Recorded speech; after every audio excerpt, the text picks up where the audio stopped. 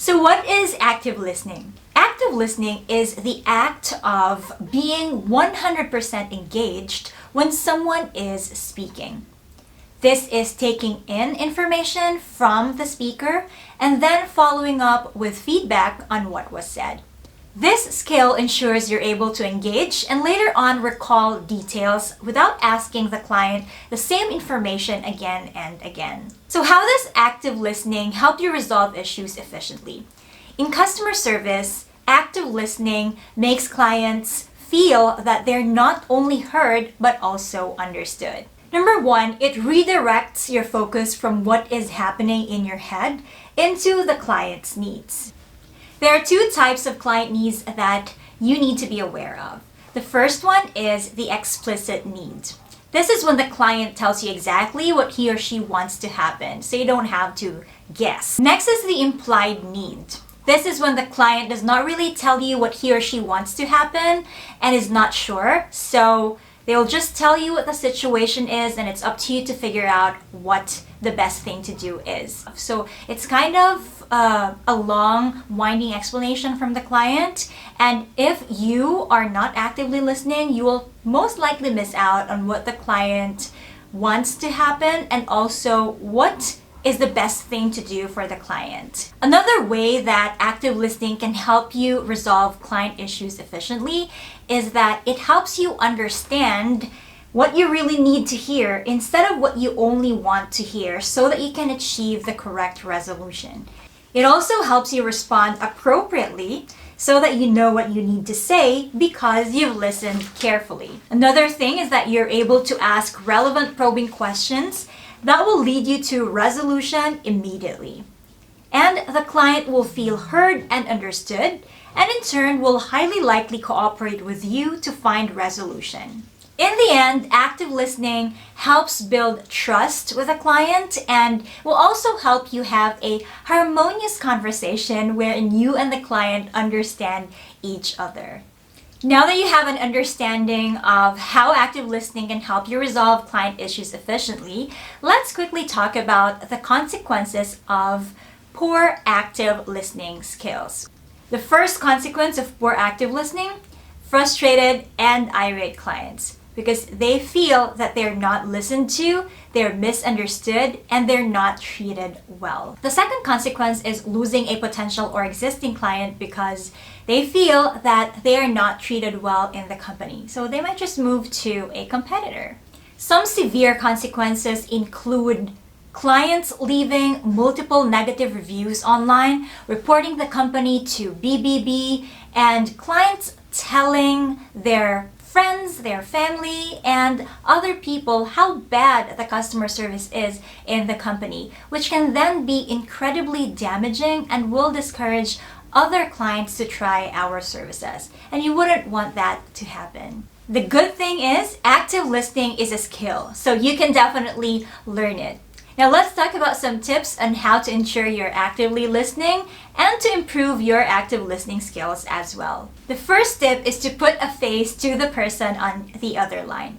When you visualize that you are speaking to an actual human being with genuine concerns and feelings, it is easier to pay attention compared to when you're thinking that the person on the other line is just here to do business with you and just another number. It all starts with a good mindset. Think, this person calling might be your relative, your parents, your close friends, or it can be yourself too. For sure, you have been a client or a customer yourself once. You tried calling customer service and you would want to be treated like a VIP, right? So think about the golden rule. Do unto others what you want others to do unto you. And actually, let's go ahead and level it up to a platinum rule, which is treat clients the way they want to be treated. When you're a client, you know how you want to be treated. You want to be given all the attention so that you can get to resolution right away. With that kind of mindset, you will then tell yourself to focus on the call, pay attention to the client, because you wouldn't want a bad treatment to happen to you when you call customer service yourself. Tip number 2 is to learn to redirect unwanted noise and distractions. Understandably, when you're working, you cannot really avoid distractions and unwanted noise. But this is why you have to master the art of active listening.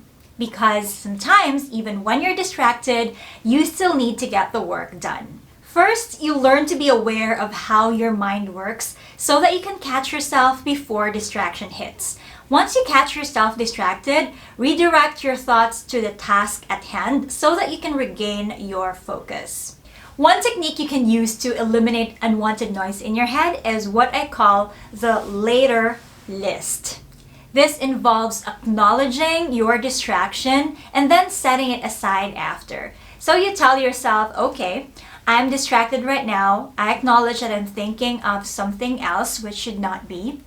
But I will set this aside. I will deal with it later. For now, I need to get this job done. So it's kind of like scheduling your distractions.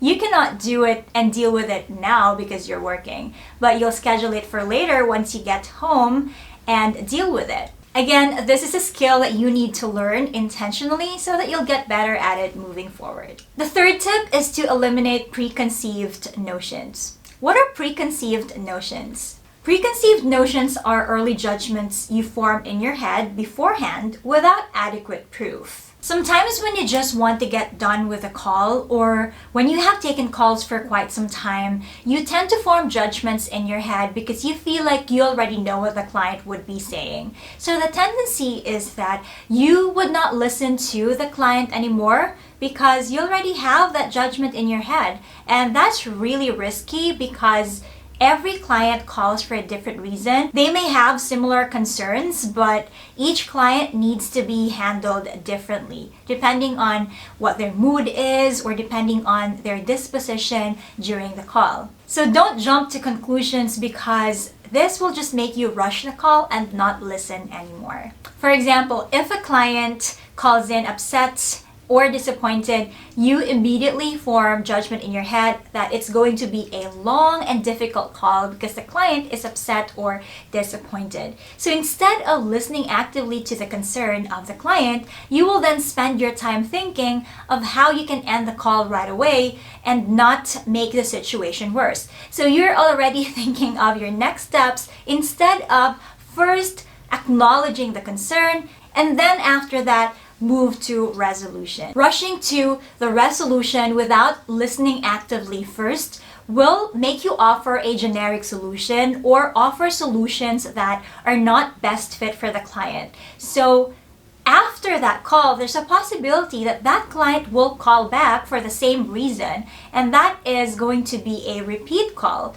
Because instead of the best solution that you provide in that one call or single conversation, you provided the wrong one because you were not able to listen actively. Next tip, use short verbal affirmations instead of interrupting.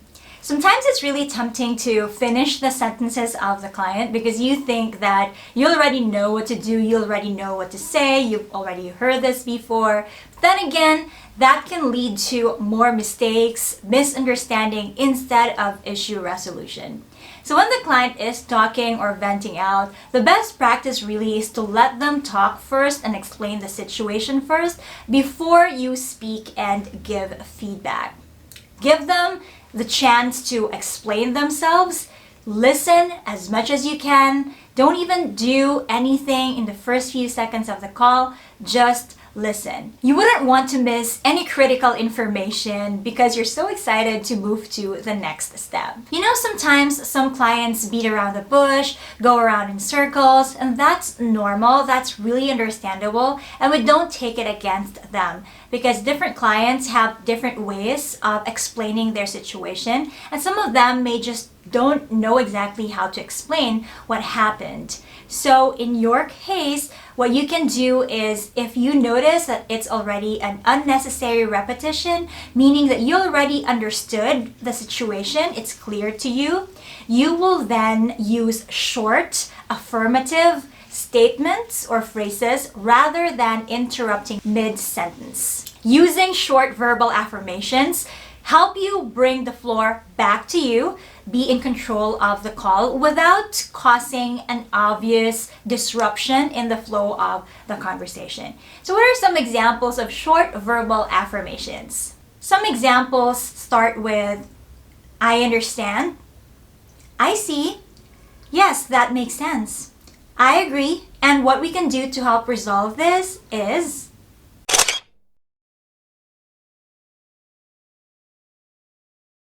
We're on to tip number 5. Avoid multitasking, but get ready to take note of key points and concepts. During the first few seconds of the call, you may be tempted to just type everything that you will hear from the client, but really it's best to not do anything just for the first few seconds of the call. What you can do is listen first and get ready with your notepad just in case your client says something important, like important notes or concepts that you may want to bring up at a later part of the call. But if you know that you can rely on your memory, then don't do anything at all at the beginning of the call. Just listen. Did you know multitasking is considered a distraction? It's just like using your phone while you're talking to someone, or wearing your headphones while you are doing something, watching television.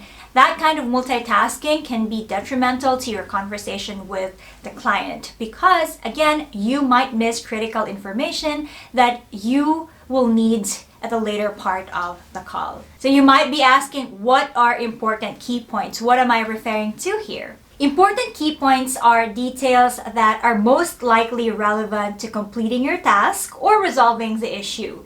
Some examples are name, location, dollar amounts, membership plan, date and time. Request keywords like enroll, subscribe, cancel, freeze, change, and a whole lot more. Because you're looking out for key points or concepts in the conversation, there's no need for you to type every single word and every single thing that the client tells you, because that also will take so much of your time and will distract you even more. The next tip is paraphrase to ensure understanding. One of the best ways for you and your client to be on the same page is for you to paraphrase. Paraphrasing is when you summarize the main points of the message shared by the client to show that you understand what they are saying. This is also an opportunity for the client to clarify unclear information or supply missing details. Take a look at some of these examples of paraphrasing. So to confirm, you want to upgrade your membership plan from luxury to family luxury, right? I understand you're traveling abroad for a few months and want to see how you can freeze your membership. Part of paraphrasing is also recalling previously shared information based on the key ideas and concepts you've taken note of. This also makes the client feel that you are paying attention and that you can retain information. So here are some examples of trying to recall the information. Earlier, you mentioned you went to the salon twice last week, but the bed was not working. May I know which location or store that was? You did mention earlier that there was a charge for $70. Is that right? Paraphrasing or recalling and confirming previously shared information is really important because you don't want the client to feel or think that you're only asking for the information because you did not listen beforehand. Rather, you want the client to feel that you are asking again because you want to confirm and that you want to make sure you got all the details correctly so that you can provide an appropriate resolution to the issue. Tip number 7 is to pay attention to nonverbal cues. One of the challenges of communicating over the phone is the absence of body language. But with practice and learning, you will learn eventually to visualize how the client feels based on nonverbal cues. What are nonverbal cues? Nonverbal cues are all the ways you present or express yourself apart from the actual words you speak. Picking up these cues is a subskill of active listening so that you'll know how to assess the situation and how to respond appropriately. Here are some of the most common nonverbal cues to watch out for. First is space. If the client is talking too fast, then you have to be more alert and focused so you won't miss any critical information. Next, volume. If the client is talking loudly, then you know they want to be heard and understood clearly the first time. Word stress or inflection. If they're putting a stress on a certain word, then you would know exactly what they want to get done. Example, I need to cancel this now. Last but not the least is tone. Because tone of voice amplifies one's emotions, then you would know if the client is happy, upset, angry, or disappointed, and you can respond with an apology or empathy as needed. And that ends our lesson about active listening. To wrap up this lesson, you learned what active listening is, the consequences of poor active listening, and most importantly, tips to ensure that you are listening actively and achieve better interaction each time, as well as how to improve your own active listening skills. In our next lesson, you will learn more about tone of voice and how it can make or break a conversation. So I'll see you in the next one.